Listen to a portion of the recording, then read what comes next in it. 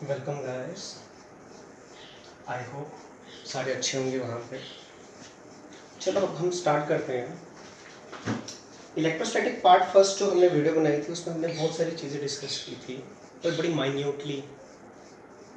पहले थोड़ा सा रिव्यू कर लेते हैं, उसको रिकैप्चर करते हैं विद इन 2 मिनट्स। चार्ज क्या होता है, पहले तो इलेक्ट्रोस्टैटिक हमने पढ़ा। हमने इसमें इलेक्ट्रिक चार्जेस की बात करनी है और वो इलेक्ट्रिक चार्जेस कहाँ होने चाहिए, रेस्ट पे। इलेक्ट्रिक चार्जेस जैसे इलेक्ट्रॉन हो गया, प्रोटॉन। चार्ज क्या होता है, इंट्रिंसिक प्रॉपर्टी है मैटर की। ठीक है, मैटर जिसके पास स्पेस है अपना, कुछ मास, और उस मास के अकॉर्डिंग कुछ ना कुछ एनर्जी है। दो तरह के होते हैं, पॉजिटिव और नेगेटिव होते हैं। वैसे तो कुछ बॉडीज़ वो भी होती हैं जिनमें कोई भी स्पेसिफिक चार्ज नहीं है, वो न्यूट्रल होती हैं। तो हमने पढ़ा था न्यूट्रल बॉडी कौन सी होती है, जिसके अंदर कंसंट्रेशन ऑफ इलेक्ट्रॉन्स और प्रोटॉन्स बराबर होते हैं। ठीक है, वहीं पे हमने आगे जाके पढ़ा था कि उसकी प्रॉपर्टीज चार्जेस की क्या होती है। चार्जेस एडिटिव इन नेचर हैं, जैसे हम मास को कैलकुलेट करते हैं सिंपली ऐड करके, वैसे हम चार्जेस को भी क्या करते हैं, सिंपली ऐड करते हैं। ठीक है ना। फिर हमने नेक्स्ट पढ़ा क्या कहते हैं, कंजर्वेशन ऑफ चार्ज, कि किसी भी आइसोलेटेड चार्ज के लिए चार्जेस हमेशा क्या रहते हैं, कंजर्व। हमने एग्जांपल भी ली थी कि एक बॉडी है, उसमें बहुत सारे छोटे छोटे चार्जेस प्रेजेंट है, हमने उसमें कुछ चेंजेस लाई, अब वो बॉडी में कुछ चेंजेस आने के बाद चार्ज अलग हो गया। उसमें से किसी भी पर्टिकुलर एक क्या कहते हैं चीज़ का, या किसी भी एक क्या कहते हैं अंदर जो मटेरियल पड़ा होगा उसका चार्ज बताओ, तो हमने इसके चार्ज और उसके चार्ज का सम बराबर कर लिया था। वैसे ही हमारा थर्ड था क्वांटाइजेशन ऑफ चार्ज। हमने पढ़ा था कि किसी पर्टिकुलर बॉडी पे चार्ज कैसे निकालते हैं। ठीक है ना। तो that is Q plus minus N E. हमने बोला था एन क्या होता है, डेट इज इंटीजर 0 1 2 3 4। इसका मतलब जो एन है वो फ्रैक्शंस में प्रेजेंट नहीं होगा। मतलब कभी भी ऐसी बात नहीं करेंगे हाँ यार इस पर्टिकुलर बॉडी पे नेगेटिव चार्ज है। कितने इलेक्ट्रॉन्स की वजह से, 1.2। 1.2 क्या होता है जी, इलेक्ट्रॉन क्या लंगड़ा है क्या, ऐसा नहीं है। ठीक है, जब भी किसी भी बॉडी के ऊपर पर्टिकुलर चार्ज होगा, चाहे पॉजिटिव है चाहे नेगेटिव है, तो वो क्या कहते हैं क्वांटाइज्ड ही होगा। एक की वजह से होगा, 1000 इलेक्ट्रॉन की वजह से होगा, 2000 इलेक्ट्रॉन की वजह से होगा, 203 204। तो same with the case of protons. तो एन कभी भी फ्रैक्शन भी नहीं होगा। कभी आप मॉल में जाते हो, मम्मा पापा कहीं और शॉपिंग कर रहे हैं, आप किसी और फ्लोर में, तो वो पूछते हैं जी कहाँ पे हो, आप कभी बोलते हो मैं 1.5 फ्लोर में हूँ, ऐसा नहीं होता है। आप बोलते हो या तो फर्स्ट फ्लोर, या तो सेकंड, या तो थर्ड, या तो फोर्थ। ठीक है। तो चार्ज कभी जो है वो फ्रैक्शंस में अवेलेबल नहीं है। फिर हमने पढ़ा था method of charging. Method of charging में सबसे पहले पढ़ा था कि कैसे दो सब्सटेंसेस, ठीक है ना, ड्यूरिंग फ्रिक्शन दो सब्सटेंसेस पे चार्ज क्रिएट हो सकता है। तो हमने एक बड़ा बेसिक आइडिया निकाला कि जब भी इलेक्ट्रॉन्स जो हैं ड्यूरिंग रबिंग क्या है, ट्रांसफर होंगे एक बॉडी से दूसरी बॉडी। जहाँ से इलेक्ट्रॉन लूज होंगे वहाँ पे पॉजिटिव चार्ज आ जाएगा, और जहाँ पे गेन करेंगे तो उतना ही नेगेटिव आ जाएगा। इसका मतलब कहीं ना कहीं किसी भी बॉडी पे जो चार्ज आएगा, ठीक है ना, वो किसकी वजह से आएगा, ड्यू टू ट्रांसफ़र, इलेक्ट्रॉन्स के ट्रांसफ़र होने की वजह से। क्योंकि एक पर्टिकुलर बॉडी, अब ये बॉडी इसमें रब किया, अब ये बॉडी पे पॉजिटिव आ गया, ये बॉडी पे नेगेटिव आ गया। इस पर पॉजिटिव क्यों आया, क्योंकि इलेक्ट्रॉन्स लूज हुए। इस पर नेगेटिव क्यों आया, क्योंकि इलेक्ट्रॉन्स गेन हुए। तो सारी गेम ही किसकी है, इलेक्ट्रॉन्स की है, क्योंकि वो आउटर मोस्ट शेल में होते हैं। जब भी एनर्जी मिलती है तो उन्हीं तक पहुंचती है, न्यूक्लियस तक पहुंच ही नहीं पाती, तो प्रोटॉन का इतना होता भी नहीं है। हाँ, हाई पेनिट्रेटिंग कोई एनर्जी होगी तो प्रोटॉन क्या कहते हैं, हिलेगा, टूटेगा, न्यूक्लियस टूटेगा, तो वो बात की बात है। फिलहाल तो हमारा ऐसा कोई कंसेप्ट आया ही नहीं। फिर हमने पढ़ा कंडक्शन। हमने पढ़ा कंडक्शन में कैसे सेम चार्ज जो है एक बॉडी से दूसरी बॉडी पे फ्लो करता है। ठीक है, हम एक पॉजिटिव चार्ज बॉडी को लेके आए थे एक अनचार्ज बॉडी के कॉन्टैक्ट में। ठीक है, तो पॉजिटिव चार्ज क्या करता है, ट्रांसफ़र कर रहा था, और कब तक करता रहा, जब तक उन दोनों का पोटेंशियल बराबर नहीं हो गया। इसका मतलब अगर एक बॉडी पे क्यू चार्ज है तो जब कॉन्टैक्ट में आ जाएगा तो दोनों पे कितना चार्ज हो जाएगा, Q/2 Q/2, 50% ऑफ फ्लो होता है हमेशा। फिर हमने पढ़ा था चार्जिंग बाय इंडक्शन। इंडक्शन में हमने क्या पढ़ा था कि हम किसी भी एक पर्टिकुलर अनचार्ज बॉडी को चार्ज कर सकते हैं किसी दूसरी चार्ज बॉडी को पास ला के, और उन दोनों के बीच में कॉन्टैक्ट नहीं होगा। और हमने एक और चीज़ सीखी थी कि हमेशा ऑपोजिट चार्ज ही बनेगा इंडक्शन में। ठीक है ना। अब वहाँ से हमारे बहुत छोटे छोटे जो ना सिली क्या कहते हैं ऑब्जेक्टिव्स निकलेंगे, जो हमारे कंसेप्ट को ना बिल्ड करेंगे आगे जाके। क्या था, मान लेते हैं हमारे पास ना एक मेटालिक ट्यूब है, वेरिंग क्रॉस सेक्शनल एरिया भी, ठीक है ना, ये एरिया बड़ा है, ये एरिया छोटा है, तो उसमें एक इलेक्ट्रॉन क्या कर रहा है, फ्लो कर रहा है, ठीक है, towards the neck of the metallic क्या कहते हैं ट्यूब। कहते जब इलेक्ट्रॉन मूव करेगा इस मेटालिक क्या कहते हैं ट्यूब में, जिसका एरिया क्रॉस सेक्शनल है, वेरिएबल क्रॉस सेक्शनल एरिया जिसका, कहता है जब इसके नेक पे पहुंचेगा इलेक्ट्रॉन, जब इसके नेक पे पहुंचेगा तब इसकी वेलोसिटी में क्या चेंजेस आ रही है, मतलब कुछ ना कुछ वेलोसिटी से क्या कर रहा है, मूव कर रहा है। मान लेते v वेलोसिटी से मूव कर रहा है।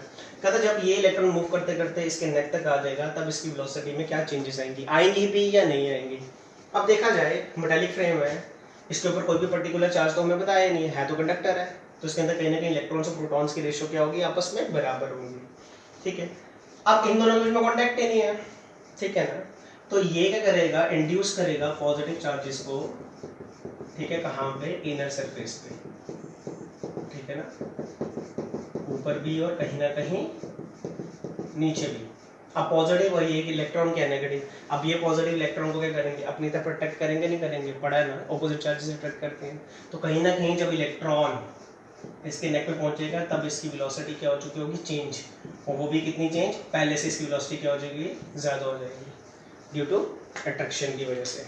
ठीक है, नेक्स्ट एक छोटी सी एग्जांपल, हम बचपन में गेम खेलते थे, हम क्या करते थे, स्केल लेते थे प्लास्टिक का, फिर उसको क्या करते थे, अपने जो हेयर्स हैं, ठीक है, बालों में ऐसे ऐसे थोड़ा सा रब करके फिर हम जादू दिखाते थे, एक छोटा सा पेपर को तोड़ ताड़ के, थोड़ा सा फाड़ के, तोड़ के नहीं, फाड़ के छोटे छोटे पीसेस को फिर अट्रैक्ट करके दिखाते, देखो जी जादू। ठीक है, वो होता किस वजह से है, मान लो कि ये आपका क्या आ गया, स्केल आ गया, ये कॉम्ब आ गया, जो मर्जी बोलो, है तो दोनों प्लास्टिक है ना। ठीक है, तो जब हम रब करते हैं ना तो कुछ ड्राइनेस की वजह से ना इसके ऊपर नेगेटिव चार्ज आ जाता है। ठीक है, एक बारी बच्चे ने मुझे लास्ट ईयर क्वेश्चन पूछा था कि अगर सर हमने तेल लगाया हो, ऑयल लगाया हो बालों में, तो फिर भी ड्राइनेस आएगी। बच्चे आएगी, ज़्यादा अमाउंट में नहीं आएगी, छोटे अमाउंट में आएगी। आपने वैसे भी क्या करना है, स्मॉल पीसेस ऑफ पेपर को ट्रैक करना है, पूरी कॉपी को थोड़ा ट्रैक करना है, या पूरी कॉपी का इतना ज़्यादा मास है तो उसको ट्रैक करना हो तो हम बोलेंगे जी ड्राइनेस नहीं आ रही, ऑयल लगाया। तो कहीं ना कहीं जब आप थोड़ा सा क्या करोगे, फ्रिक्शन प्रोवाइड करोगे, तो कुछ ना कुछ पोर्शन थोड़ा सा ड्राई हो ही जाएगा, जिसकी वजह से उसके ऊपर कौन सा चार्ज आ जाएगा, नेगेटिव चार्ज आ जाएगा ड्यूरिंग फ्रिक्शन। नेगेटिव चार्ज का क्या मतलब हुआ कि हेयर ने इलेक्ट्रॉन्स क्या किए, लूज, और कॉम ने क्या किए, रिसीव किए, तभी इसके ऊपर नेगेटिव चार्ज आया। ठीक है, इसलिए कहते हैं जो हेयर्स रखते हैं वो ज़्यादा इंटेलिजेंट होते हैं। मैं नहीं कहता मैं ज़्यादा हूँ, बट फिर भी अब ना छोटे छोटे पीसीस पड़े हुए हैं पेपर के, अब ये ट्रैक कैसे करेगा, अब इन दोनों के बीच में कॉन्टैक्ट तो है ही नहीं है। ठीक है ना, तो ये नेगेटिव चार्ज क्या करेगा, इंड्यूस कर देगा चार्जेस को, जो अपर सरफेस है वो पॉजिटिव हो जाएगा और जो फार अवे सरफेस है वो क्या हो जाएगा, नेगेटिव। अब ये पॉजिटिव और नेगेटिव के बीच में क्या हो जाएगी, अट्रैक्शन, जिस वजह से हमारे जो स्मॉल पीसेस ऑफ पेपर है that attract towards the comb या स्केल। ठीक है, वैसे एक छोटा सा ऑब्जेक्टिव है, देखा जाए तो रबर हमारा क्या होता है, इंसुलेटिंग इन नेचर, पर एयरक्राफ्ट है ना, एयरक्राफ्ट के जो टायर का रबर होता है ना वो स्पेशल रबर होता है। ठीक है ना, वो उसको क्यों वहाँ पे क्या कहते हैं रखा जाता है, एयरक्राफ्ट का वेट बड़ा होता है और कहीं ना कहीं उसकी जो वेलोसिटी है वो भी बहुत ज़्यादा है ड्यूरिंग क्या कहते हैं लैंडिंग या फिर टेक ऑफ कर रहा होता है, तो कहीं ना कहीं टायर और जो क्या कहते हैं अर्थ के बीच में क्या है, फ्रिक्शन है। अब उस फ्रिक्शन की वजह से स्टैटिक इलेक्ट्रिसिटी बनेगी कि नहीं बनेगी, इलेक्ट्रोस्टैटिक फोर्स क्रिएट होगी, तो कहीं ना कहीं टायर बर्स्ट ना हो जाए, तो हम क्या करते हैं, वो स्पेशल टाइप का रबर बना होता है जिसका ना नेचर होता है कंडक्ट करने का। ठीक है ना, वो ड्यूरिंग कंडक्शन क्या करता है, जितना जितना चार्ज उस पर क्रिएट होता रहता है वो उतना उतना चार्ज अर्थ को क्या करता रहता है, लूज करता रहता है, जिसकी वजह से जो टायर्स है एयरक्राफ्ट के मेंटेन देंगे। अगर हमने कोई ऐसे रेगुलर टायर जो हम अपनी कार्स वगैरह में यूज़ करते हैं या नॉर्मली कहीं पर भी यूज़ करते हैं, ठीक है, अगर वहाँ पे उस एयरक्राफ्ट में वो लगाते हैं तो कहीं ना कहीं टायर हमारे क्या हो जाते हैं, बर्स्ट, और डिज़ास्टर होने के चांसेस बहुत ज़्यादा होंगे। और यही क्या कहते हैं, ऐसी एग्जांपल हमारी आ जाती है, जैसे बहुत सारे हमारे क्या होते हैं, व्हीकल्स होते हैं जो इन्फ्लामेबल मटेरियल्स को क्या करते हैं, लोड करके लेके जाते हैं। देखो फ्लेमेबल और इन्फ्लामेबल में कुछ ज़्यादा फर्क नहीं है, फ्लेमेबल भी क्या होता है, वो बर्न करेगा, ठीक है, पर इन्फ्लामेबल भी बर्न करता है, पर वो ईजी वे में नहीं करता है। ठीक है ना, क्योंकि उसकी कंडीशन ही ऐसी बनाई गई होती हैं, उनकी स्टेट को थोड़ा सा चेंज किया जाता है। जैसे कैरोसिन हो गया, ठीक है, कैरोसिन हो गया, नियॉन, ठीक है ना, एरोसोल्स हो गए, ठीक है ना, तो उस ट्रक में या जो व्हीकल्स को कैरी कर रहा होगा तो उसके ना कहीं जो बॉडी से ना एक ना मेटेलिक चेन जो है ना वो अर्थ को ना टच कर रही होगी, किस लिए कर रही होगी, सेम ठीक है ना, कि कहीं during the motion of the क्या कहते हैं व्हीकल उनमें चार्ज इंड्यूस ना हो जाए। उस चार्ज की वजह से अगर थोड़ा सा भी स्पार्क क्या कहते हैं बॉडी में या व्हीकल में क्रिएट हो गया तो डिजास्टर के चांसेस है, वो पूरा ही पूरा ट्रक उड़ा देगा। ठीक है ना, तो मेटेलिक स्टेन इसीलिए क्या कहते हैं उस बॉडी से उस व्हीकल से कनेक्टेड होकर अर्थ पे टच होती है, ताकि जितने भी ड्यूरिंग क्या कहते हैं फ्रिक्शन चार्जेस इंड्यूस हो जाए वो इसके थ्रू क्या हो जाए अर्थ में चले जाए, जिससे बॉडी बर्स्ट नहीं होगी। ठीक है ना, वैसे एक ऑब्जेक्टिव आ जाता है वो कई बार लिख देता है कि Q1 + Q2 = 0, कि बताओ ये इक्वेशन क्या सिग्निफाई करती है। ठीक है, यहीं से पता लगता है कि हमारे पास दो चार्जेस हैं वो आपस में क्या हो रहे हैं प्लस। तो हमने तो पढ़ा हुआ है चार्जेस की क्या कहते हैं प्रॉपर्टी कि they are additive in nature. ठीक है ना, यहीं से अगर निकालोगे तो Q1 = क्या आ जाएगा -Q2, मतलब यहीं से नेचर पता लग जाता है कि दो चार्जेस हैं और दोनों का नेचर क्या ऑपोजिट, एक पॉजिटिव और एक नेगेटिव है। ठीक है ना, वो एडिटिव इन नेचर की प्रॉपर्टी को क्या कर रहे हैं शो कर रहे हैं। हमने पढ़ा था कि बहुत सारे अगर बॉडी है उस पर क्या कहते हैं एक +15 माइक्रोकूलम है और एक -12 माइक्रोकूलम है, तो टोटल चार्ज कितना होगा 15 - 12 कितना हो जाएगा, दैट इज 3। सिंपल सी प्रॉपर्टी है। ठीक है,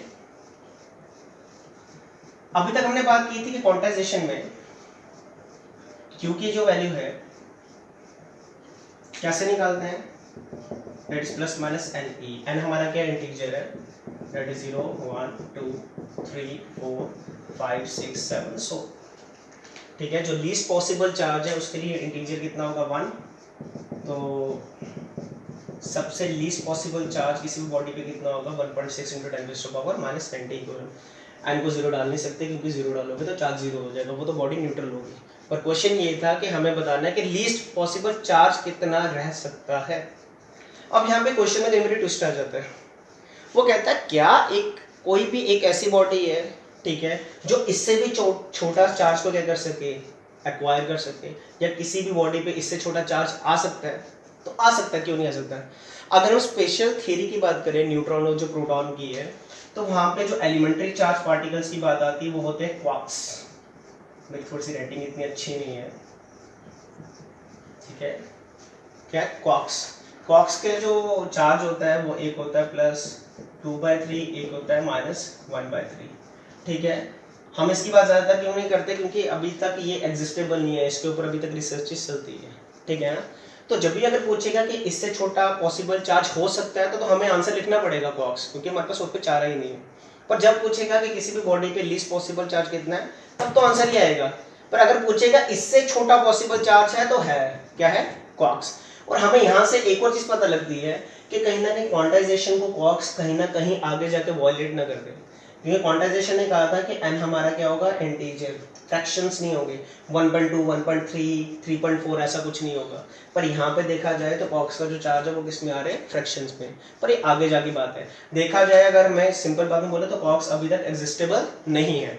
अगर बोलेगा लीस्ट पॉसिबल चार्ज तो हमारा डेफिनेटली आंसर यही है। पर अगर उसने इंडिकेट करके बोल दिया कि इससे छोटा चार्ज जो है वो क्या कहते हैं एग्जिस्ट करेगा, नेचर पे लाई करेगा, किसी भी सब्सटेंस पे हो सकता है, तो दैट इज क्वार्क्स। ठीक है, एक वैल्यू +2/3 है और एक -1/3। ठीक है, am I clear? अब हम बात करेंगे क्वांटाइजेशन हमारे लिए ना सबसे इंपॉर्टेंट टॉपिक है, क्योंकि कहीं ना कहीं न्यूमेरिकल्स में वही बहुत इंपॉर्टेंट रोल प्ले करने लगा है। तो मैंने एक वीडियो बनाई भी थी, वहाँ पे मैंने क्वांटाइजेशन के 4-5 न्यूमेरिकल्स बहुत अच्छे से डाले हैं, जिससे आपका ना कंसेप्ट जो है वो एक लेवल पे थोड़ा बिल्ड होगा। मैं नहीं कहता बहुत ज़्यादा लेवल पे, पर एक लेवल ज़रूर बिल्ड होगा। अब हम सेकंड लेवल पे जाते हैं। ठीक है, हमने पढ़ा हुआ है कहीं ना कहीं हम एलिमेंट को क्या करते हैं ऐसे डिनोट करते हैं। एक्स हमारा क्या आ गया एलिमेंट, जेड हमारा क्या आ गया एटॉमिक नंबर, और ए हमारा क्या आ गया दैट इज मास नंबर। हमने पहले भी कहा था। अब देखो किसी भी एलिमेंट का जो क्या कहते हैं एटॉमिक नंबर है, वो हमें ये इंडिकेट करता है कि किसी भी बॉडी में नंबर ऑफ प्रोटॉन्स या फिर नंबर ऑफ इलेक्ट्रॉन्स कितने प्रेजेंट है। ठीक है, और जो मास नंबर है आप लोगों ने ये 11th में पढ़ा है, मास नंबर हमें ये बताता है या फिर हमें मास नंबर मिलता कैसे है, that is number of protons plus number of क्या कहते हैं, न्यूट्रॉन्स। ठीक है, अगर मुझे निकालना है कि नंबर ऑफ न्यूट्रॉन्स कितने हैं तो मैं यहां से निकाल दूंगा, क्या आ जाएगा, mass number minus number of protons. Mass number को किससे इंडिकेट किया था, ए से, और नंबर ऑफ प्रोटॉन्स को जेड से। That's it. इसका मतलब किसी भी एलिमेंट का जो एटॉमिक नंबर है हमें वो बताएगा कि उसके अंदर चार्ज कितना है, चार्ज प्रोटॉन और इलेक्ट्रॉन चार्ज कितना है, और मास नंबर के कंट्रीब्यूशन से हम निकाल सकते हैं कि उसके अंदर नंबर ऑफ न्यूट्रॉन्स कितने हैं। क्योंकि हमें पता है कि जितना न्यूक्लियस के अंदर प्रोटॉन इंपॉर्टेंट है उतना कहीं ना कहीं न्यूट्रॉन क्या कहते हैं, इंपॉर्टेंट। फिर कहीं आगे जाके किसी भी लेक्चर में हम ये बात करेंगे कि अगर न्यूट्रॉन न्यूट्रल है तो प्रोटॉन ने उसको पकड़ के कैसे रखा है न्यूक्लियस के अंदर। हम पढ़ते हैं ना कई बारी, बाइंडिंग एनर्जी क्या होती है, ठीक है ना, वो एनर्जी जो प्रोटॉन और न्यूट्रॉन को बाइंड करके रखती है किसके अंदर, विद इन न्यूक्लियस के अंदर। ठीक है, यहाँ से मैं पता लग गया। अगर मैं बोलूँ अब हीलियम, चलो छोटी छोटी एग्जांपल हम पढ़ लेते हैं पहले, ठीक है ना। हीलियम, बताओ नंबर ऑफ इलेक्ट्रॉन्स और प्रोटॉन्स कितने हैं, 2। ठीक है, नंबर ऑफ न्यूट्रॉन्स कितने, 4 - 2 कितना आ गया, 2। ठीक है ना। जैसे आयरन है, आयरन का एटॉमिक नंबर कितना है, 26, और मास नंबर कितना है, 56। ठीक है ना। इसके अंदर क्या कहते हैं, नंबर ऑफ इलेक्ट्रॉन्स और प्रोटॉन्स कितने हैं, 26। ठीक है, नंबर ऑफ न्यूट्रॉन्स 56 - 26 कितना आ जाएगा, 30। ठीक है, छोटी सी एग्जांपल है ये। ठीक है, अब यहीं से कैलकुलेट करके या यहीं से बना के ना वो हमें क्या दे देगा, क्वेश्चन दे देगा। ठीक है ना। थोड़ा बोर्ड की डिस्प्लेसमेंट ठीक नहीं हो रही, पता नहीं दिख भी रहा है कि नहीं, ये थोड़ा सा प्रॉब्लम है।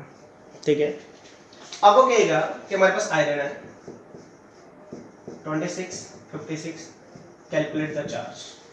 कहता एक आयरन न्यूक्लियस है, आयरन का क्या है, उसने बोला न्यूक्लियस, तो कैलकुलेट द चार्ज। अब न्यूक्लियस बोला है, इसका मतलब कहीं ना कहीं मेरा जो आंसर है वो किस में निकलेगा, प्लस में। अगर सिर्फ आयरन बोलता तो मैं प्लस माइनस लिखता। ठीक है, ये क्वेश्चन आपको हर एक बुक में ना स्टार्टिंग में ही मिल जाएगा, और मैं इसीलिए इंट्रोड्यूस कर रहा हूँ ताकि आपको प्रॉब्लम। ठीक है, अब एन क्या बताएगा, इंटीजर, वो कौन बताता है, एलिमेंट का एटॉमिक नंबर। तो मैं सीधा लिख सकता हूँ +26 ई, +26 ई की वैल्यू कितनी होती है, 1.6 × 10⁻⁻⁹। बस कैलकुलेट कर देंगे, हमारे पास क्या आ जाएगा, चार्ज आ जाएगा। ठीक है ना। वैसे क्वेश्चन आ जाए कि एक बॉडी है, एक बॉडी के अंदर नंबर ऑफ इलेक्ट्रॉन्स है 12.5 × 10⁻19 क्या है, इलेक्ट्रॉन्स।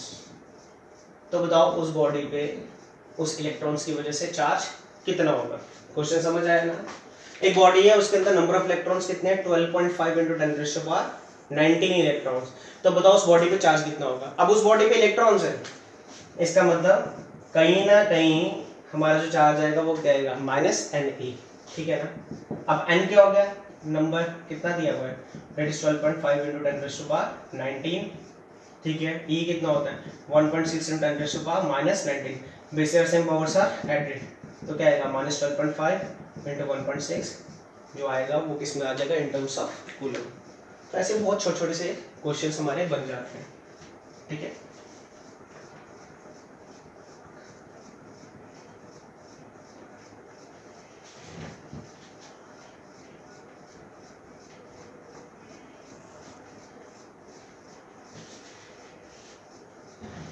ठीक है।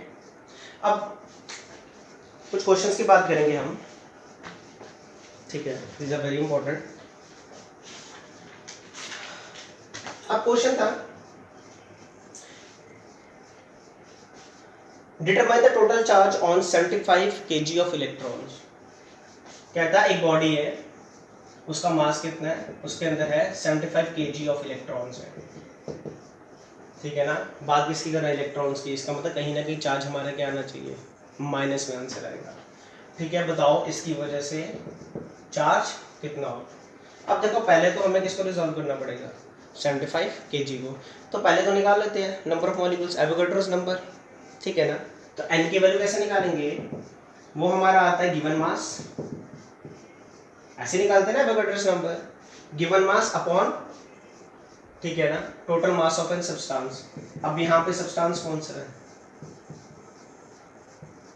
यहाँ पे सब्सटेंस खुद कौन है, इलेक्ट्रॉन, क्योंकि बात किसकी कर रहा है, इलेक्ट्रॉन की। गिवन मास कितना है, दैट इज 75।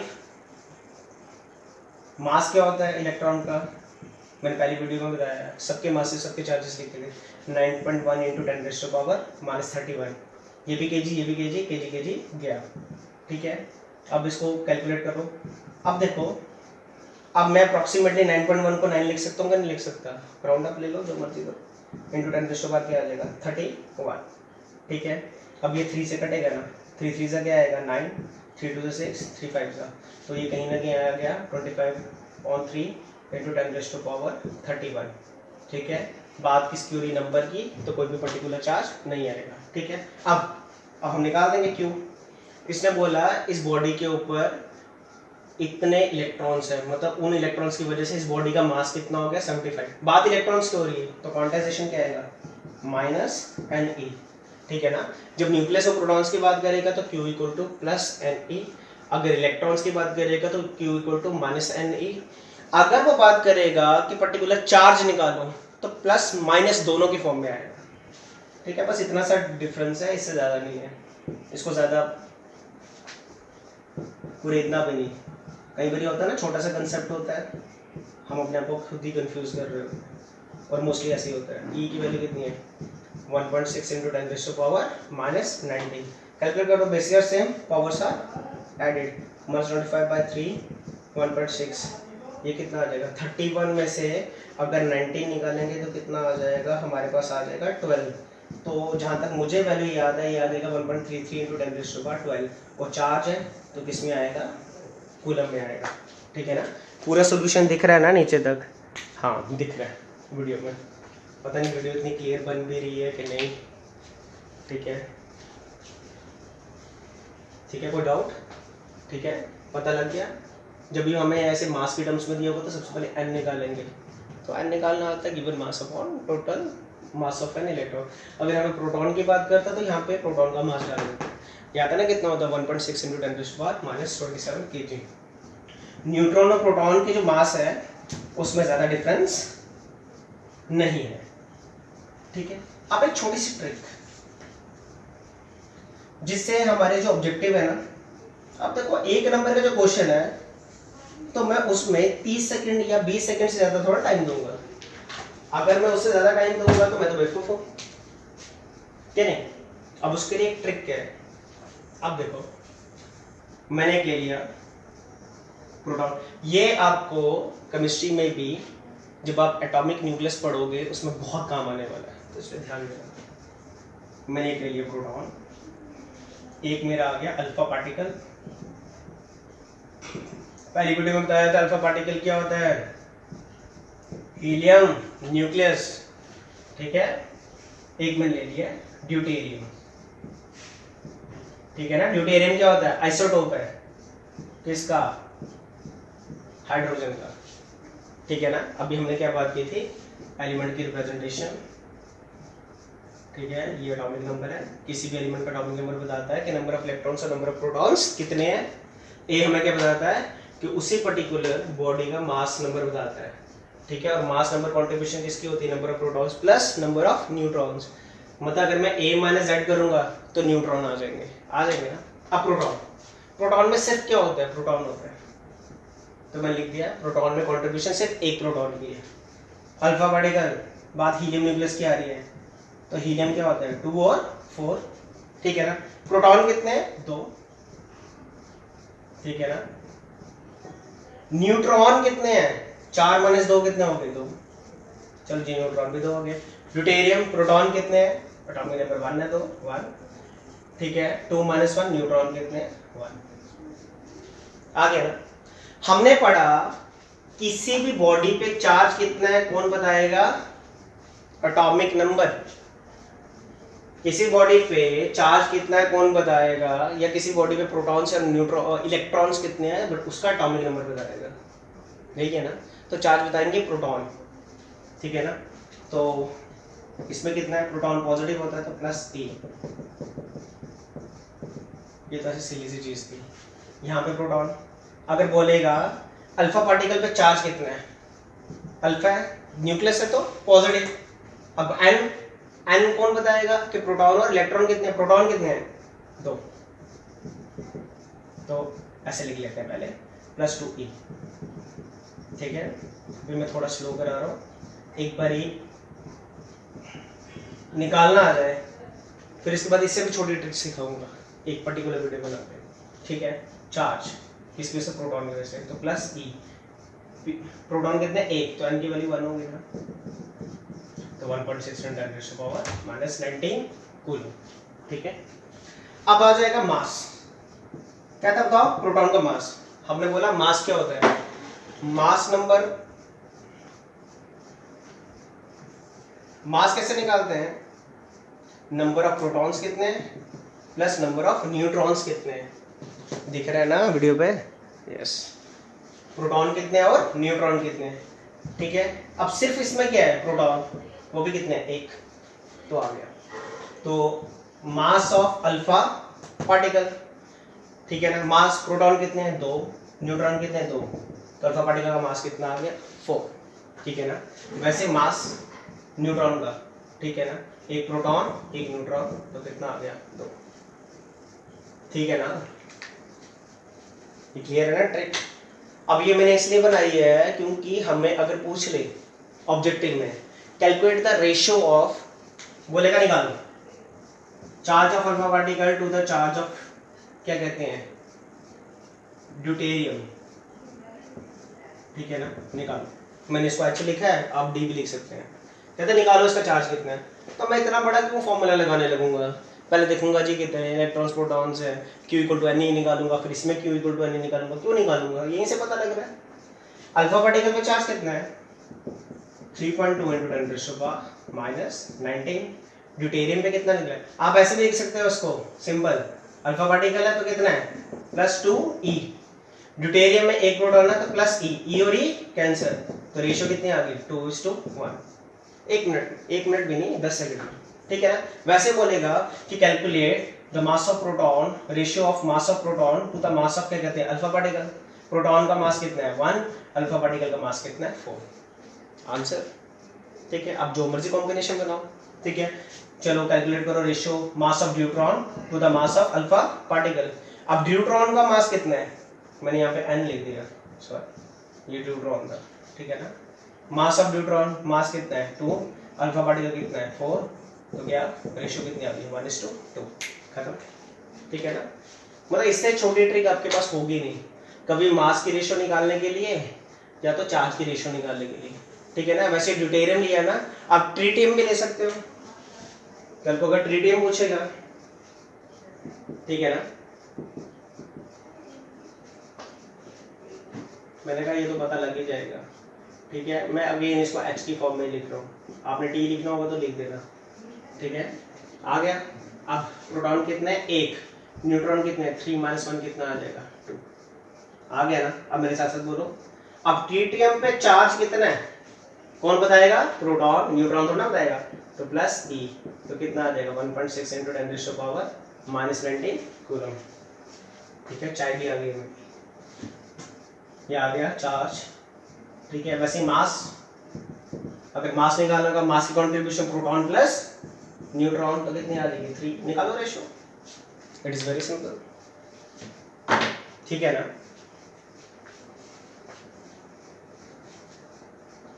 सो गाइस अभी तो हमने बात की कैसे क्वांटाइजेशन में जो इंटीजर है वो हमेशा क्या होगा, वो कभी भी फ्रैक्शन पे नहीं होगा। पर उससे उधर ही दूसरी जगह बात की कि फ्रैक्शन के भी कुछ एलिमेंट्री पार्टिकल्स हमारे नेचर पे क्या कर रहे हैं, एग्जिस्ट करते हैं, क्या पता उनसे भी कम हो, ठीक है। जैसे मैं कल परसों एक वीडियो देख रहा था कि पता लगा एंटार्क्टिका में, ठीक है, पता नहीं कितने फीट नीचे बैक्टीरिया मिला है, मतलब कहीं ना कहीं वहां पे भी लाइफ पहले थी, वो तो थी, पर आगे भी हो सकती है। तो अभी तो इसकी थ्योरी चल रही है क्वार्क्स की। अगर बोलेगा लीस्ट चार्ज कितना है तो बोल देंगे +(-1.6 × 10⁻19 कूलम, क्योंकि n जो है 1 से छोटा होगा ही नहीं। लेकिन अगर बोलेगा कहीं ना कहीं उससे छोटा पार्टिकल क्या कहते हैं एग्जिस्ट करता है, तो फिर हमें क्या कहते हैं, हम बोलेंगे क्वार्क्स है जी। एक वैल्यू उसकी +2/3 है और दूसरी कितनी है -1/3। तो ये था हमारा। चार्ज और मास की बात नहीं कर रहा क्योंकि मैंने उसके लिए ना अलग से एक वीडियो बनाई है और मैंने उसको डाला भी है, आप एक बार ही जाके ना उसको देख भी लीजिए, ठीक है। कहीं ना कहीं उनके रेशियो की बात ना मैंने आगे जाके करनी है, ठीक है, क्योंकि अभी करूँगा तो ऐसा हो गया जैसे रट्टाफिकेशन हो गया।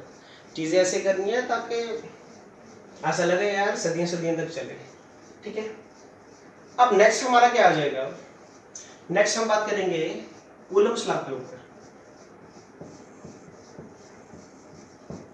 साथ साथ में मुझे ये भी देखना पड़ता है कहीं क्वालिटी तो नहीं मेरी वीडियो की जा रही कहीं, ठीक है। कूलम्ब्स लॉ की बात करेंगे और कूलम्ब्स लॉ फॉर इलेक्ट्रोस्टैटिक, क्योंकि बहुत सारे कूलम्ब्स लॉ है। कूलम्ब्स लॉ हमें क्या देता है, वो हमें अलो करता है कि हम कैसे दो चार्जेस के बीच में फोर्स निकाल सकते हैं। कौन से दो चार्जेस, जो किस पे होंगे, रेस्ट पे, ठीक है। और इसके लिए एक पॉइंट बहुत इंपॉर्टेंट है, the charges should be point charge, ठीक है ना। चार्ज शुड बी क्या, पॉइंट चार्ज। अब ये पॉइंट का क्या मतलब है, देखो ये मैंने बना दिया पॉइंट, अब इसको देखते रहो कि हिलेगा नहीं ना, हिलेगा क्योंकि किस पे है, रेस्ट पे। तो पॉइंट देने का तो मेरे ख्याल से ना, इसको नाम पॉइंट देने का ना साइंटिस्ट के पीछे यही रीजन था कि एक पॉइंट बना दिया, अब उसको 3 दिन देखते रहो, 4 दिन देखते रहो, वो बेचारा हिलेगा ही नहीं, कि नहीं। और हमारा क्या कहते हैं कंसेप्ट भी यही है, हमने बात ही इलेक्ट्रोस्टैटिक करनी है कि चार्ज हमारे किस पे होने चाहिए, रेस्ट पे होने चाहिए, ठीक है ना। अब पॉइंट चार्ज की क्या बात है, क्या था, चार्ज का जो मैग्नीट्यूड है, चार्जेस का जो क्या कहते हैं मैग्नीट्यूड है, वो लेस देन होना चाहिए सेपरेशन बिटवीन देम, जो मैं दो चार्ज लूंगा, ठीक है। ऐसा क्यों, क्योंकि हमें पता है, अगर हम अभी ग्रेविटेशनल की बात कर ले, चलो क्योंकि अभी ये कंसेप्ट तो क्लियर नहीं है। ग्रेविटेशन में हम पढ़ा था कि कहीं ना कहीं ग्रेविटेशनल फोर्स जो है inversely scale of the distance पे डिपेंड करती है। तो रेडियस कम होगा तो दोनों के बीच में फोर्स ऑफ अट्रैक्शन क्या होगी, ज़्यादा। कहीं चार्जेस के बीच में सेपरेशन कम ना हो जाए, क्योंकि अगर सेपरेशन कम होगी तो इनका मैग्नीट्यूड ऑफ फोर्स क्या हो जाएगी, दोनों के बीच में फोर्स ऑफ इंटरेक्शन क्या हो जाएगी, ज़्यादा। तो कहीं इंटरेक्शन की वजह से कहीं दोनों में से कोई एक चार्ज मूव ना कर बैठे, अगर कर गया तो हमारा पूरा का पूरा रूल क्या हो गया, वायलेट हो गया ना। मुझे तो चाहिए थे चार्जेस रेस्ट पे होने चाहिए, ठीक है ना। तो इसीलिए उन्होंने बोला कि कूलम्ब्स लॉ एप्लीकेबल किस पे होगा, पॉइंट चार्ज में। पॉइंट चार्ज का मतलब जो मैग्नीट्यूड है चार्ज का वो इतना कम होगा, कितना कम होगा, उनके डिस्टेंस से कम ही होगा, ताकि उनके बीच में इतनी ज्यादा फोर्स ना डेवलप हो जाए कि कोई ना कोई एक चार्ज मूव कर बैठे। और अगर गलती से क्या हो गया, चार्ज मूव कर बैठा, तो फिर हमारा कूलम्ब्स लॉ फॉर इलेक्ट्रोस्टैटिक नहीं आएगा, फिर कूलम्ब्स लॉ फॉर डायनामिक्स आ जाएगा। कल को आप में से कोई बीएससी वगैरह करेंगे या फिर क्या कहते हैं इंजीनियरिंग करेंगे तो फर्स्ट सेमेस्टर में मेरे ख्याल से कूलम्ब्स लॉ आता है। अब इंजीनियरिंग में आजकल आता नहीं आता मुझे नहीं पता, बीएससी का रियली श्योर होता है। तो कूलम्ब्स लॉ में बताएगा कि दो चार्जेस के बीच में फोर्स कैसे निकालनी, चाहे वो फोर्स रिपल्शन की में होगी या फोर्स अट्रैक्शन में होगी। तो पहला पॉइंट ये कहता है दो चार्जेस के बीच में जो फोर्स है वो डायरेक्टली प्रोपोर्शनल होगा प्रोडक्ट ऑफ चार्ज, ठीक है। इसको साथ साथ क्या कहता है, रिलेट करना ग्रेविटेशनल फोर्स है, वहां पे प्रोडक्ट ऑफ मास था, ठीक है ना। मतलब कहीं ना कहीं जो रूल है फिजिक्स के वो सेम ही है, कहीं ना कहीं वायलेट नहीं कर रहे, बस वो बॉडी में मास की बात कर रहे थे, ठीक है। बॉडी बड़ी थी, उस बॉडी के मास के अंदर जो एलिमेंट्री पार्टिकल्स है उसके बारे में अब बात कर रहे हैं। वहां पे मास की बात की, यहाँ पे एलिमेंट्री पार्टिकल्स। सेकंड क्या कहता है, it is inversely proportional to the square of distance between them, ठीक है। अब इन दोनों को कंबाइन करो तो हमारा क्या आ जाएगा, Q1 Q2 upon R square, proportionality. और हमने पढ़ा है प्रोपोर्शनलिटी कांस्टेंट को हटाओगे तो क्या आएगा, प्रोपोर्शनलिटी को हटाओगे तो कोई ना कोई कांस्टेंट आ जाएगा, हमने बोला K आ गया, ठीक है। अब CGS में हम K की वैल्यू क्या लेते हैं 1, और कोई ना कहीं जो SI में वैल्यू है वो कितनी है 1/4 पाई एप्सिलॉन नॉट, ठीक है। इसको एप्सिलॉन नॉट कहते हैं, एंड सीरियसली मेरे को नहीं पता इसका नाम एप्सिलॉन नॉट क्यों है, ठीक है। पर मुझे ये पता है कि जो इसका फिजिकल नेम है वो है absolute permittivity, absolute permittivity, absolute तो हमें पता है वो किस पर्टिकुलर कंडीशन में, उस समय, ठीक है ना। परमिटिविटी का ना मतलब यहां से निकालना, परमिटिविटी का मतलब होता है परमिशन। क्या होता है? परमिशन। पूरा व्यू आ रहा है? यस आ रहा है, ठीक है। परमिशन, ठीक है। परमिशन का क्या मतलब है? कहता ठीक है मैंने दो चार्जेस ले लिए, ये आगे Q1 और ये मेरा क्या आगे Q2 और दोनों के बीच में डिस्टेंस कितना है? R। आगे कहता है इन दोनों के बीच में इंटरेक्शन होगी, अगर ऑपोजिट है तो अट्रैक्शन, अगर सेम है तो रिपल्शन, ठीक है। पर इन दोनों के बीच में फोर्सेस कितनी लगेगी, इनके मैग्नीट्यूड पे डिपेंड करेगा, करेगा जी। डिस्टेंस पे भी डिपेंड करेगा, करेगा। पर एक और चीज पे करेगा कि इन दोनों चार्जेस के बीच में कोई मीडियम कौन सा है। क्या पता इनके बीच में वैक्यूम हो, क्या पता इनके बीच में एयर हो, क्या पता इनके बीच में ग्लास हो। अगर बीच में दोनों चार्जेस के बीच में कोई मीडियम आ जाएगा तो दोनों के बीच में जो इंटरेक्शन है वो चेंजेस हो जाएंगी। चेंज तो होगी ही होगी, ठीक है ना। मैं और आप बात कर रहे हो तो बीच में एक ना दीवार खड़ी कर दी तो स्ट्रेंथ ऑफ साउंड चेंज होगा कि नहीं होगा? वो क्या इंडिकेट करता है कि कहीं ना कहीं इंटरेक्शन क्या होगी, चेंज। तो एब्सोल्यूट परमिटिविटी का मतलब है कि इन दोनों के बीच का मीडियम भी डिसाइड करेगा कि इन दोनों को आपस में कितनी फोर्स लगाने देनी है, ये परमिट करेगा बीच का मीडियम, ये परमिशन देगा इन दोनों को कि जी आपने बस इतनी फोर्स लगानी है, ठीक है ना। एब्सोल्यूट परमिटिविटी की जो वैल्यू है वो होती है 8.82 into 10⁻⁻12, ठीक है।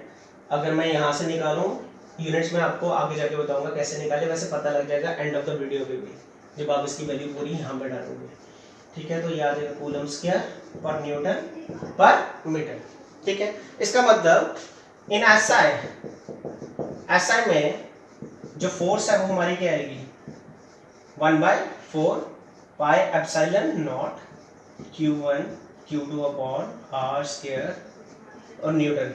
और आप देखो अगर मैं 1/4 पाई एप्सिलॉन नॉट की वैल्यू डालूं, पाई कितना होता है 3.14, एप्सिलॉन नॉट की वैल्यू आ गई दैट इज 8.82 10⁻⁻12। इसको कैलकुलेट करोगे तो क्या आएगा 9 × 10⁻⁹। अब याद रखना है इसका मतलब एफ एस आई में 1/4 पाई एप्सिलॉन नॉट की वैल्यू क्या ले सकता हूँ 9 × 10⁻⁹, ठीक है। और ये क्या आ जाएगा Q1 Q2 upon R square Newton. This is Coulomb's law, ठीक है ना। कूलम लॉ क्या करता है, हमें सिखाता है कि हम दो चार्जेस के बीच में फोर्स कितनी निकाल सकते हैं।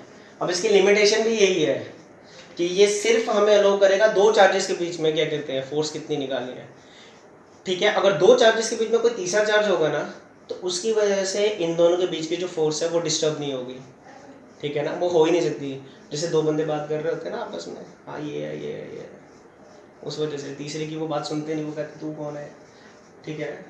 कहावत भी है ना, मैं कौन तू खामा खां, मुझे इतनी याद भी नहीं है ना मुझे आती है, ठीक है। तो और दूसरे क्या आती है कि चार्जेस कौन से होने चाहिए, पॉइंट चार्जेस। पॉइंट का मतलब जो चार्ज के मैग्नीट्यूड है वो उनके डिस्टेंस से कम होने चाहिए ताकि उन दोनों के बीच में इतनी ज़्यादा इंटरेक्शन ना हो जाए जिसकी वजह से चार्ज मूव कर बैठे। चार्ज मूव हो गया तो कंसेप्ट खत्म, फिर इतनी मेहनत करने का कोई फायदा नहीं है, ठीक है। अब एक चीज़ है, अब यहाँ से मैंने फोर्स की वैल्यू निकाली है कि मैं फोर्स कितनी निकलेगी। अब चार्ज हमारा स्केलर है, डिस्टेंस भी स्केलर है, सब कुछ स्केलर है। इसका मतलब ये हमने अभी निकाला था स्केलर फॉर्म। क्या निकाला था? स्केलर। जबकि हमें पता है कि फोर्स हमारी वेक्टर होती है। तो हमने इस मेथड से सीखा कि मैग्नीट्यूड कैसे निकालना है फोर्स का। अब हम नेक्स्ट कंसेप्ट में सीखेंगे कि डायरेक्शन कैसे निकालनी है, ठीक है। मैंने थोड़ी सी इतनी बातें इसलिए की ताकि आप उतार भी सको, ठीक है। क्या लगता है लॉकडाउन बढ़ेगा? अच्छा कुछ बच्चे बहुत परेशान हो रहे हैं, सर मेहनत रहेगी, सोचा था 12th में स्टार्टिंग में इतनी मेहनत करेंगे। चलो वो तो हर बच्चे कहते हैं जिन्होंने 11th में कुछ नहीं किया होता, और कुछ ऐसा नहीं है, कुछ बच्चे होते हैं जिन्होंने किया होता है। पर आपको लग रहा है तो ये गलत है। अगर आप थोड़ा सा दिमाग लगाएं तो अभी सेशन हमारा बड़ा माइन्यूटली स्टार्ट हो गया होता। हाँ ट्यूशन तो स्टार्ट हो गई होती, पर कहीं ना कहीं आपका स्कूल में फोकस नहीं होता, आपका फोकस होता है हाँ जो एक्सटर्नल एग्जाम होते हैं 11th के। कौन से एक्सटर्नल? प्रैक्टिकल के। तो इतनी टेंशन नहीं लो, मैं नहीं कहता जो हो रहा है वो सही हो रहा है, और आप इतनी भी टेंशन नहीं लो, ठीक है ना। अब नेक्स्ट हमारा क्या आ जाता है, वेक्टर फॉर्म, ठीक है ना। अब वेक्टर फॉर्म में क्या बताएगा, डायरेक्शन ले लेते हैं, ठीक है ना। मैं 2 चार्ज ले लिए, डायग्राम को अच्छे से समझना। मुझे पता नहीं क्यों ऐसा लगता है जो आधा हमारा इलेक्ट्रोस्टैटिक है वो इसी के कहते हैं निकल जाती है डायग्राम से, ठीक है। दोनों के बीच में डिस्टेंस कितना है, मैंने सिमिलर चार्ज ले लिया। सिमिलर का मतलब ये भी पॉजिटिव है और ये भी क्या है, पॉजिटिव। अब Q1 Q2 को क्या करेगा, रिपेल करेगा उसी डायरेक्शन में। अब देखो फोर्सेस कैसे लिखते हैं, ग्रेविटेशन में भी ऐसे लिखी थी, ठीक है। लगा कौन रहा है, Q1 किस पे, Q2 पे। जो लगाएगा वो एक्सट्रीम राइट, जिस पे लगेगी एक्सट्रीम लेफ्ट, ठीक है। अब देखो कैसे, फिर से कैसे लिखना है, देखो Q2 Q1 को रिपेल करेगा इस डायरेक्शन पे। कौन कर रहा है, 2 लगा रहा है किस पे, 1 पे, ठीक है ना। जब Q1 Q2 पे फोर्स लगा रहा था तो उसकी डायरेक्शन क्या आएगी, 1 किस पे लगा रहा था, 2 पे, ये सेम रहेगा। 1 किस पे लगा रहा था, 2 पे। यूनिट वेक्टर क्या देता है, डायरेक्शन। वैसे Q2 किस पे लगा रहा था, Q1 पे, तो ये आगे डायरेक्शन, ठीक है ना। जो लगा रहा है एक्सट्रीम राइट, जिस पे लग रही है एक्सट्रीम लेफ्ट में। आ गया 2 चार्जेस लिए, ये डिस्टेंस आ गया, this is the diagram. Am I clear, ठीक है। अब निकालते हैं एक एक करके फोर्स। पहले मैं निकालता हूँ F12, लिख देता हूँ आपके लिए। Force on Q1 due to Q2। कहीं क्लैरिटी में कमी आती है तो कमेंट कर दिया करो प्लीज़, ठीक है। आप व्हाट्सएप पे भी मेरे साथ अटैच हो सकते हैं, वहाँ पे मैं बहुत अच्छी थ्योरी खुद की लिख के भेजता हूँ ताकि आपके पास नोट्स भी बनते रहें, ठीक है। तो मेरा नंबर है 7006327241, ठीक है। बस मैसेज यही लिखना है, sir add me in a group. मैं यूट्यूब में आपके साथ कनेक्टेड हूँ तो मैं पढ़ना चाहता हूँ मैथ से। और मैं सोच रहा हूँ कहीं ना कहीं मैं 10th भी लेके आऊँ। 10th का मैथ और साइंस मेरे थोड़ा अच्छा है, काफ़ी देर मैंने पढ़ाया था कभी, तो चलो बच्चे भी फंसे हैं तो उनकी मदद कर लेनी चाहिए, ठीक है। अब फोर्स कैसे निकालते हैं, 1/4πε0 Q1 Q2 अपॉन क्या आएगा, आर स्क्वायर। लगा कौन रहा था, Q2 लगा रहा था किस पे, Q1 पे। जब Q2 Q1 पे लगा रहा था डायरेक्शन क्या थी हमारी, R21, आगे ना। अब इसको ना ऐसे भी याद रख सकते हो, ये तो कंसेप्ट आ गया ना, याद रखने का तरीका। अगर ये F12 है तो डायरेक्शन इसका ऑपोजिट 21, अगर ये 21 होता तो ये 12, ऐसे याद रखना, ठीक है। वैसे हमारी दूसरी फोर्स निकाल देते हैं, F21 का मतलब क्या हो गया, force on Q2 due to क्या, Q1, क्या आ जाएगी 1/4πε0 same Q1 Q2 upon are square. सब कुछ सेम, डायरेक्शन में चेंज आएगा। अब कौन लगा रहा है, Q1 लगा रहा है किस पे, Q2 पे, तो डायरेक्शन क्या आ जाएगी, R12। अब सिंपल सी बात है, हमारा कंसेप्ट क्या कह रहा है कि दोनों चार्जेस क्या होने चाहिए, स्टैटिक इन नेचर, ठीक है ना। तो दोनों चार्जेस अगर स्टैटिक इन नेचर है तो कहीं ना कहीं इनके जो यूनिट वेक्टर है, वो पहली बात तो यूनिट वेक्टर है ना, ये नाम से ही पता लग रहा है। इसका मैग्नीट्यूड भी 1 है, इसका मैग्नीट्यूड भी क्या है, 1 है। या तो इस कंसेप्ट से देखो, चार्जेस क्या कहते हैं, मूव भी नहीं करेंगे तो डायरेक्शन आपस में बराबर, या तो बोलो इसका मैग्नीट्यूड 1 है, इसका भी मैग्नीट्यूड क्या है, 1। तो मैं लिख सकता हूँ ना कहीं R21 किसके बराबर है, R12 के। और मैंने माइनस क्यों लगाया, क्योंकि दिख रहा है कि दोनों की डायरेक्शन क्या है, ऑपोजिट। दोनों में से जो मर्जी कंसेप्ट लेना। अब from first, second and third, अगर आप R21 की जगह -R12 डालो यहाँ पे तो क्या आएगा, 1/4πε0 Q1 Q2 upon R square R12। ये और ये बराबर होगा कि नहीं होगा, ठीक है ना। इसका मतलब दोनों फोर्सेस हमारी क्या आ गई, बराबर, पर कहीं ना कहीं डायरेक्शन क्या है, ऑपोजिट, ठीक है ना। यस और नो, सिमिलर चार्ज थे, सिमिलर चार्ज के बीच में जो फोर्सेस होगी वो इक्विवेलेंट होगी, साइन क्या आ जाएगा, नेगेटिव। इसका मतलब कहीं ना कहीं जो हमारा कूलम्स लॉ वो किसको ओबे करे, Newton's third law of motion को। Action is opposite to the reaction.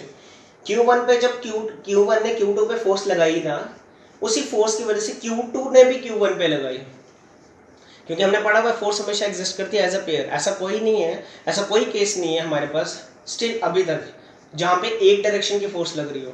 अगर आप थप्पड़ मारोगे किसी को तो आपके हाथ को भी लगेगी, तो इसलिए नहीं मारना किसी को, ठीक है ना। Force always exist in pairs, ठीक है। ये हमारा था वेक्टर फॉर्म। अगर 5 नंबर का कूलम्ब्स लाएगा तो स्केलर फॉर्म और वेक्टर फॉर्म दोनों लिखनी है, ठीक है। पर कई बार ना हमें ना वेक्टर फॉर्म अलग से भी आ जाता है 3 नंबर का, तो आपने सिंपल क्या करना है, कूलम्ब्स लॉ को थोड़ा सा स्ट्रेट कर देना, ठीक है। उसके बाद यहाँ से स्टार्ट कर देना, दैट्स इट, ठीक है। बहुत सिंपल है, इतना कुछ है भी नहीं है। और जो क्या कहते हैं 12th की फिजिक्स है वो 11th के कंपैरिजन में बहुत ईजी है, ठीक है। तो ये हमारा आ गया कूलम्ब्स लॉ, ठीक है।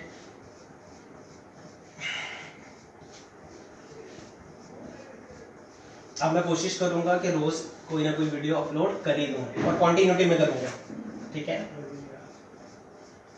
3-4 दिन बाद क्यों डाल रहा हूँ, क्योंकि बोर्ड अरेंज ही नहीं हो रहा था, और जब अरेंज हुआ तो इतना ज़्यादा बोर्ड, इतना बड़ा बोर्ड अरेंज हो गया कि जगह ही नहीं मिल रही है इसको रखना किधर है, ठीक है। तो कहीं ना कहीं हमें ये पता लग गया कूलम लॉ फोर्स, ठीक है। कूलम्स लॉ की वजह से जो फोर्स निकले हम उसको कूलम फोर्स कह सकते हैं, ठीक है। कि कूलम फोर्स दो चार्जेस के बीच की इंटरेक्शन बताती है हमें, कूलम्स लॉ तो यही बताता है, ठीक है। हम दो चार्जेस के बीच में लगा सकते हैं कूलम्स लॉ, ठीक है। और वो चार्जेस पॉइंट चार्जेस होने चाहिए।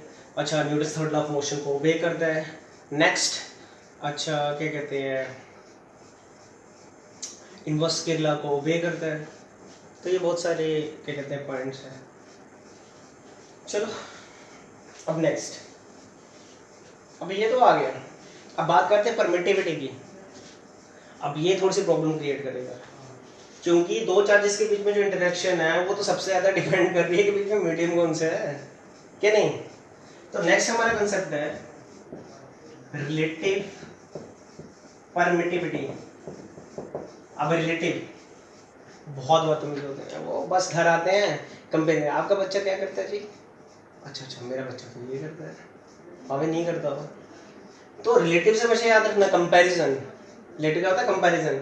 हम कंपैरिजन करने लग गए परमिटिविटी के बीच में, ठीक है ना। मतलब दो कंडीशन लेंगे और देखेंगे उसकी परमिटिविटी कितनी थी, वो कितना परमिट कर रहा था फोर्सेस लगाने के लिए, और ये कितना परमिट कर रहा है, बस इस कंसेप्ट में यही है। और इसका दूसरा नाम है डाई इलेक्ट्रिक कॉन्स्टेंट। इस वर्ड को ना मैं इतने खुल के अभी बता नहीं पाऊंगा, डाई इलेक्ट्रिक, क्योंकि थोड़ा सा इलेक्ट्रिक फील्ड का पोर्शन आ जाए ना तो मैं बताऊंगा कि यहाँ पे डाई इलेक्ट्रिक का मतलब क्या है। तो इंड्यूसिस की वजह से ही है, ठीक है ना, इंडक्शन ऑफ चार्ज की वजह से। जैसे पॉजिटिव अनचार्ज के पास आ गया तो नियर फेस में नेगेटिव बन जाएंगे, दूसरे फेस में पॉजिटिव, पर आगे जाके बहुत अच्छे से आएगा। तो दो परमिटिविटी के बीच में क्या करना है, कंपेयर करना। मैं मान लेता हूँ पहला केस फर्स्ट, ये दो चार्जेस हैं Q1 Q2। ओहो, एक पॉइंट तो बोलने भूल गया, जैसे हमने ग्रेविटेशन फोर्स में पढ़ा था, भूल जाता हूँ बिल्कुल, याद है क्या था। जब भी दो चार्जेस आपस में इंटरेक्ट करते हैं, वो करते हैं along the line joining there centres, ठीक है ना। वो उसी लाइन के अलोंग फोर्सेस लगाते हैं, देखिए थे ना पीछे डायग्राम, वहां पे बोलना भूल गया, जो उन दोनों के सेंटर्स को ये करते हैं, कनेक्ट करते हैं। इसका मतलब चार्जेस एक दूसरे पे फोर्स लगाते हैं, एक दूसरे के सेंटर पे। एक बॉडी दूसरे बॉडी पे फोर्स लगाएगी उसके सेंटर में। इसका मतलब जो हमारी कूलम फोर्स है वो कहीं ना कहीं सेंट्रल फोर्स है। ग्रेविटेशन फोर्स भी यही थी, सेंट्रल फोर्स थी, ठीक है ना। अगर नहीं भी बताते तो पता लग ही जाता, ठीक है। अब देखो मैंने बोल दिया कि इनके बीच में अभी क्या है, फ्री स्पेस। क्या है फ्री स्पेस का मतलब, क्या हो गया, वैक्यूम। पहले केस में मैंने वो डाल दिया, वैक्यूम डाल दिया, ठीक है। तो वैक्यूम की वजह से जो फोर्स है वी वैक मीन्स वैक्यूम 1/4πε0, पीछे पढ़ा ना। This is absolute permittivity for free space. अगर मैं वहां पे लिखा नहीं है तो इतनी टेंशन लो, यहाँ पे समझ लो, ठीक है। Q1 Q2 अपॉन क्या आ जाएगा, आर स्क्वायर। एप्सिलॉन नॉट क्या होता है, एब्सोल्यूट। फिर से लिख लो, परमिटिविटी ऑफ फ्री स्पेस। और वैल्यू तो पता है कैसे निकालेंगे। अब केस आ गया हमारा सेकंड, मैंने सेम चार्जेस लिए हैं, दोनों का मैग्नीट्यूड बराबर, और मैंने दोनों के बीच में डिस्टेंस भी क्या रखा, बराबर। बस अब मैंने क्या डाल दिया, मीडियम। कौन सा मीडियम डाले हैं मुझे नहीं पता, कुछ भी डाला होगा, ठीक है। पर इस मीडियम की वजह से इन दोनों के बीच की इंटरेक्शन है अब वो चेंज हो गई होगी। कितनी चेंज होगी, लिखो F medium 1/4 pi epsilon not Q1 Q2 upon R square. अब एप्सिलॉन नॉट की जगह एप्सिलॉन, ठीक है ना। एप्सिलॉन नॉट में जान के लिखा था ताकि मिटा देता हूँ। एप्सिलॉन क्यों, अब एप्सिलॉन यहाँ पे क्या इंडिकेट करेगा, परमिटिविटी ऑफ मीडियम, ठीक है ना। मतलब मीडियम के केस में परमिटिविटी कितनी है, सिंबॉलिकल रिप्रेजेंटेशन अलग है। वैक्यूम में हमने एप्सिलॉन नॉट लिख दिया, इसमें एप्सिलॉन लिख दिया, इसमें कुछ नहीं। अब क्या करना है, रिलेटिव कंपैरिजन। कंपैरिजन के लिए हमेशा क्या निकालते हैं हम लोग, रेशो निकाल दो, F vacuum upon F medium dividing first by second. F vacuum कितना है, that is 1/4 pi epsilon not Q1 Q2 upon क्या आएगा, R स्क्वायर। तो ये क्या आएगा, 1/4 epsilon Q1 upon Q2 R square. Cut गया ना, ये सारा कट गया, बचा कौन, देखो कौन कौन बच गया, ये आ गया F vacuum upon F medium, ठीक है। अब एप्सिलॉन का चला जाएगा ऊपर, एप्सिलॉन नॉट नीचे। इन्हीं की रेशो को हम पता क्या बोलते हैं, रिलेटिव परमिटिविटी। इनकी रेशो को हम क्या कहते हैं, आर मीन्स रिलेटिव, एप्सिलॉन का मतलब तो पता लगे परमिटिविटी, या तो फिर के डाइलेक्ट्रिक कांस्टेंट, ठीक है। इसका मतलब रिलेटिव परमिटिविटी क्या है, it is the ratio of permittivity of medium to the permittivity of free space, that is vacuum, ठीक है ना। के सिंबॉलिकल रिप्रेजेंटेशन डाइलेक्ट्रिक कांस्टेंट की, एप्सिलॉन और रिलेटिव परमिटिविटी की, ठीक है। अब डिफरेंट केसेस में के की एप्सिलॉन आर की वैल्यू अलग अलग है, ठीक है ना, अलग अलग है। जैसे अगर मैं के ले लूं वैक्यूम में तो कितनी है 1, अगर मैं के ले लूं किसमें, एयर में, ठीक है, तो एयर में आती है 1.00054, पर मैं मेरी मानो तो इसको अप्रोक्सीमेटली 1 ले लिया करो। राउंड ऑफ करने पे भी आ जाओगे तो वो तो बेचारा 1 ही हो जाएगा। पता नहीं इतना बेवकूफ़ क्यों बनाया, क्या पता एग्जैक्ट वैल्यू निकालने के चक्कर में, क्योंकि हमारी फिजिक्स इट्स ऑल अबाउट क्या कि एग्जैक्ट एग्जीक्यूट कर पाए, ठीक है। के की वैल्यू वाटर के केस में कितनी होगी 80, और सबसे इम्पोर्टेंट मेटल केस में कितनी होती है, इन्फिनिटी, ठीक है। ये भी एक छोटा क्वेश्चन लेके आऊँगा मैं कि मेटल केस में इन्फिनिटी क्यों होती है, क्योंकि मैंने एक JEE के पेपर में देखा था, और ये नहीं कि JEE में आया था, इतने बड़े पेपर में आया था तो हम करेंगे, नहीं, कभी कभी रीजंस पता होना चाहिए। कल को इंटरव्यू देने जाओगे वहाँ पे तो ना बताओगे 10th में जी मेरी इतनी परसेंटेज थी, वहाँ क्या चलेगा तुम्हारा एटीट्यूड। अब ग्लास के केस में, अब ग्लास ना बहुत तरह का होता है, तो इसलिए इसकी वैल्यू 5 से 8 तक, कुछ बुक्स में 4 से 8 तक भी है, क्योंकि ग्लास की ना कैटेगराइज्ड बहुत है, बहुत सारे क्या कहते हैं इसकी टाइप्स है, तो कैटेगराइजेशन की वजह से इसकी वैल्यू ना अलग अलग बुक्स में लिखी होगी। तो मैंने 5/8 ली है, मैंने पढ़ी भी 5 से 8 तक है, ठीक है। मैंने कहीं MBD की गाइड में देखा था कि 4 से और 8 के भी बीच में दी हुई है, ठीक है। तो हमें पता लग गया रिलेटिव परमिटिविटी, ठीक है, डाइलेक्ट्रिक कांस्टेंट के केस में, ठीक है। आगे अब यहाँ से ना हमारे ऑब्जेक्टिव्स निकलेंगे छोटे छोटे, बहुत ही माइन्यूट। कहेगा जी 2 चार्जेस हैं, मान लेते हैं उनके बीच में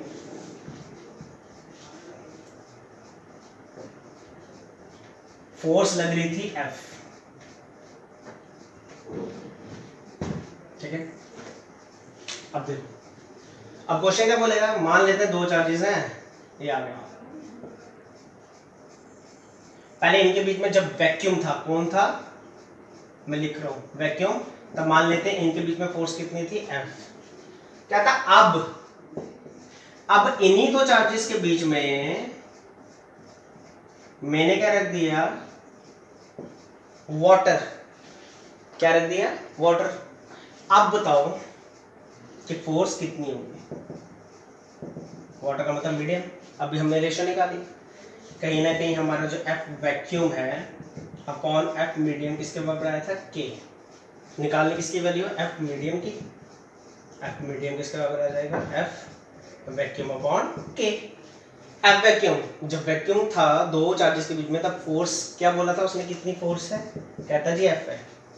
के अब कौन डाला, वाटर, तो वाटर की केस में के की वैल्यू कितनी है, 80। इसका मतलब जो मीडियम की फोर्स है वो 1/80 टाइम्स क्या हो जाएगी, फोर्स बिटवीन द चार्जेस, जब क्या थे उनके बीच में वैक्यूम था। ठीक है, तो ये छोटे छोटे से क्वेश्चंस आ जाते हैं। ठीक है, पता नहीं अभी वीडियो की लेंथ कितनी बनी है, क्योंकि अपलोड करने में भी बहुत प्रॉब्लम आ ही जाता है। ठीक है।